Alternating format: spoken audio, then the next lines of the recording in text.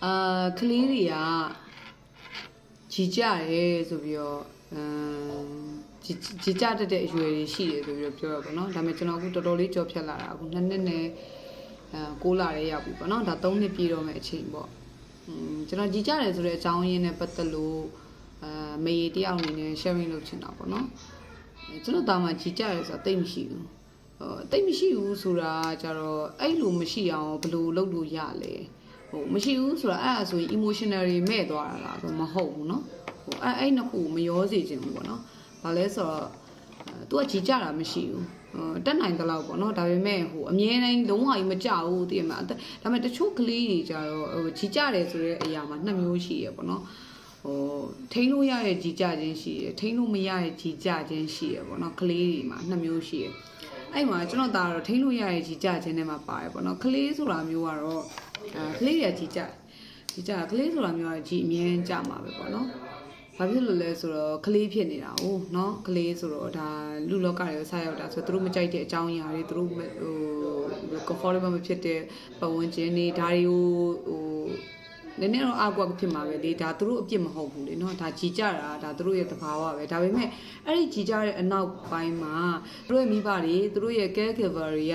ဘယ်လိုမျိုး treat လုပ်လဲဆိုတဲ့ပုံမှာမူတည်ပြီးအဲ့ကလေးရဲ့ဘယ်လိုပြော development ကကွာဝါးတယ်ပေါ့နော် brain development ကကွာဝါးတယ်ပေါ့နော်အဲ့ဒါကိုပြောချင်တာကျွန်တော်ခုပြောချင်တဲ့အကြောင်းကအဲ့ဒါပေါ့နော်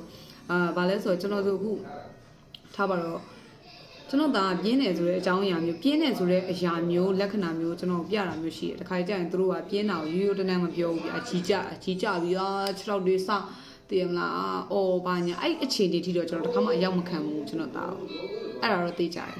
်ဒါပေမဲ့ तू ပြင်းလာပြီဆိုတဲ့အရာကိုသိတဲ့အချိန်မှလည်းကျွန်တော်စိတ်ကူ ready လို့ပြောချင်တာကွာသိလား तू ခုထားပါတော့ကျွန်တော်နဲ့ဥပမာပေါ့နော်ကျွန်တော်ရေတစ်ခေါက်ကပြပွဲတစ်ပွဲတူတူသွားတယ်ဒါမီနီယာ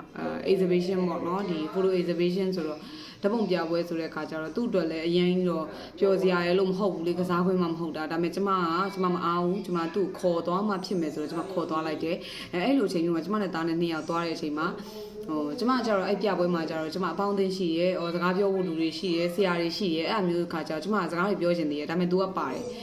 သူ့ကိုလည်းကိုကခေါ်မသွားလို့မဖြစ်ဘူးဆိုတဲ့အခြေအနေမျိုးအဲ့လိုအချိန်မျိုးမှာ तू ကကြီးကြတယ်ပေါ့နော်ကြီးကြတယ်ဆိုတဲ့အချိန်မျိုးဖြစ်လာပြီဆိုလို့ရှိရင်နည်းနည်းလေးတော့ပုံစံဘာလိုမျိုးပြလာလဲဆိုမမေပြန်ကြတော့မလားပီတီတို့ဒီမှာမနေကောင်းမလား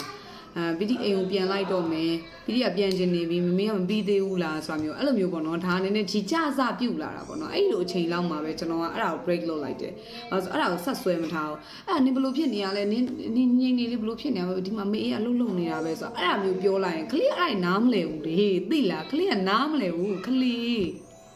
းအဲ့ဒါတော့ပြောလို့မရဘူးကလေးကိုသိလားအဲ့တော့ကျမတို့ဘာလုပ်ရမလဲဆိုတော့ကျမအဲ့အချိန်မှာလည်းလှုပ်ဖြစ်တဲ့အရာကိုကျမ sharing လုပ်တာကွာဒါပဲကျမတို့ပြပြပြင်းလားပြင်းလို့ရှိရင်တခုပြပြမယ်ပြောရရအောင်ရှားမယ်ဒါပေမဲ့ပီတီရောမေမေရောဒီပွဲကိုလာတာဒါပေမဲ့ဒီပွဲဒီဘယ်နှစ်နာရီမှပြီးမယ်ဒါပေမဲ့မေမေကကြတော့အလုံးလုံးဆရာရှိသေးတဲ့အတွက်အနည်းဆုံးတော့နောက်ထပ်နိုင်ဝက်လောက်တော့ဒီမှာထပ်နေရမယ်အဲ့ဒီနိုင်ဝက်လောက်အတွင်းမှာတော့ပီတီမပြင်းအောင်ကိုယ့်ကိုရှားမှာပဲပီတီရဲ့ဘာဖြစ်လို့လဲဆိုတော့ပီတီပြောစရာအများကြီးရှိပါတယ်ပီတီရဲ့ calorie ကျွန်တော်ပြပြတယ်ဟိုဟာတွေပြတယ်ဒီဟာတွေပြတယ်ပြီးရင်ဟိုဟာလေးကြည့်ပါလားဒါလေးလုပ်ကြည့်ပါလားဆိုတာသူ့အာယုံပြောင်းပလိုက်တာသိလားအဲ့ဒီနီးနဲ့ကျွန်တော်ကသွားတ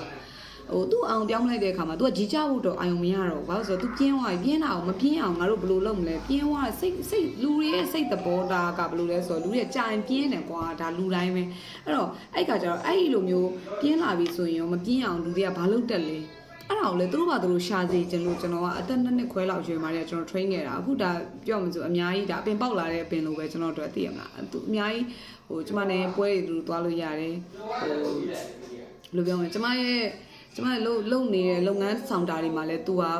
part of like a friend ကွာသိလားကျွန်တော်တို့တငယ်ချင်းတယောက်လိုမျိုးပါဝင်နေပြီးတော့ကျွန်တော်နဲ့ enjoy လုပ်လို့ရတယ်ပေါ့နော်အဲ့ဒါမျိုးဖြစ်အောင်လို့ကျွန်တော်ပဲဖန်တီးထားတာပေါ့နော်အိမ်မှာဆိုရင်လည်းကျွန်တော်ကလေးထိန်းနေဆိုရင်လည်းကလေးထိန်းနေဆိုတဲ့ပုံစံနဲ့ကျွန်တော်တခါမှမထိန်းဘူးကျွန်တော်ဆော့သူဆော့ဖို့လိုအဲ့လိုကျွန်တော်လာခေါ်ရင်တော့ကျွန်တော်အားဟန်ဆော့ပေးလိုက်တယ်မအားဘူးဆိုလို့ရှိရင် तू အတင်းလာခေါ်တဲ့အချိန်ကြီးရှိတယ်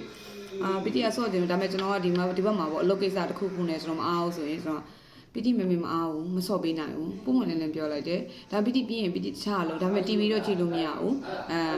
ပီတိ screen time တော့မရဘူးပေါ့အဲ့လိုမျိုးပေါ့နော်ဒါတော့မရဘူးဒါပေမဲ့မင်းလုပ်လို့ရတဲ့အရာတွေကိုငါပြောပြတာဒါပေမဲ့အဲ့ဒါတွေကိုမင်းဒီ boundary တွေကနေလုပ်လို့ရတယ်ဆိုတော့ပဲကျွန်တော်သူချပြလိုက်တာအဲ့ဒါပဲအရင်တော့ခက်ခဲနေရမျိုးတော့မရှိဘူးကွာသိရမလားအဲ့ဒါနဲ့ပဲကျွန်တော်တို့ဒီလိုပဲဟိုကလေးတွေဆိုတာထိန်းချောင်းလို့ရတယ်ဆိုတော့ကျွန်မအဲ့ဒီဟာကိုပဲ landing လုပ်စေချင်လို့ပြောပြရပဲရှိရကွာ